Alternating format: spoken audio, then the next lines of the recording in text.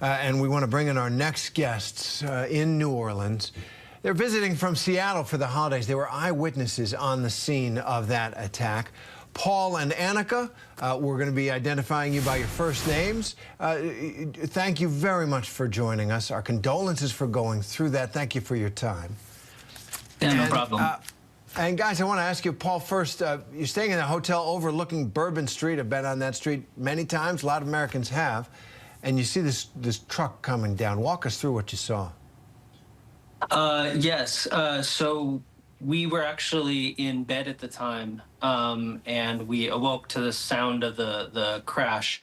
What we heard was a pop, pop, pop, pop, which we now know was gunfire.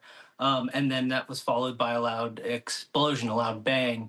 At first, I thought that was maybe a firework or something like that. But then there was a lot of screaming that immediately followed. So I thought maybe a balcony fell or something. Annica walked out to the window to see what was there. And you want to say? Yeah. So waking up at hearing the crash, it was just disorienting in the beginning, just because it was dark in the room, the curtains were drawn. And yeah, so got to the window, peered out, and then immediately saw officers with their guns drawn across the street. And so that's where I mentioned to Paul, get back, we don't know what the situation is. And gave it a couple of minutes just to make sure the scene was safe before we even tried to venture out onto the balcony. But immediately, it felt clear that it had come to a stop, whatever was happening. And so we tried to do, the best we could. The only thing that we knew we could do was to be a witness and to pray. And so that was what we did. We both have backgrounds in emergency preparedness. Annica has done search and rescue. I was an Eagle Scout. And so we looked to see if there was anything we could do, but because the ground you can see was clear of everything except the wounded, the deceased, and officers. They were pushing everybody away, so there was nothing we could do. The only thing that we could do was bear witness. Amen. Thank you for that. Annica, you understandably sound still very shook up by this. How are you guys doing, and can you make any sense of what you've been through? It's really difficult, replaying the scenes over and over again. Like going to bed last night was really hard because, at 1:30 in the morning, I was throwing beads off the balcony, trying to continue ringing in the fun of the new year.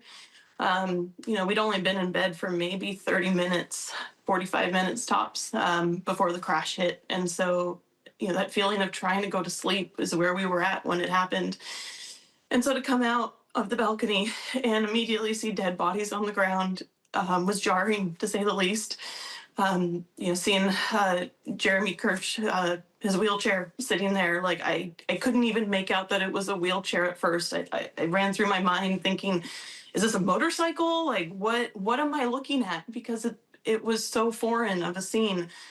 And once I realized it was a wheelchair, I looked over and saw him laying there in the gutter. And that was probably the most heart-wrenching, because the way that triage works is that you have to give care to the people that absolutely need it. And in this case, because he was alive, he wasn't the priority, but he still needed help. So while they did care to him, they also had to leave him and go care for others.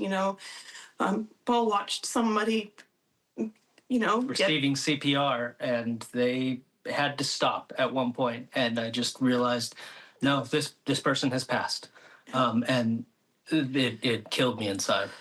Yeah. The one thing that was miraculous was there was a cherry picker, the cherry picker that the the truck ended up colliding with. At first, we thought that this was in our view of Bourbon Street. It was in our way. We couldn't see it. But then that's what actually stopped the truck. I mean, these electric trucks, they have a lot of torque. Bodies aren't going to stop them. But the cherry picker did.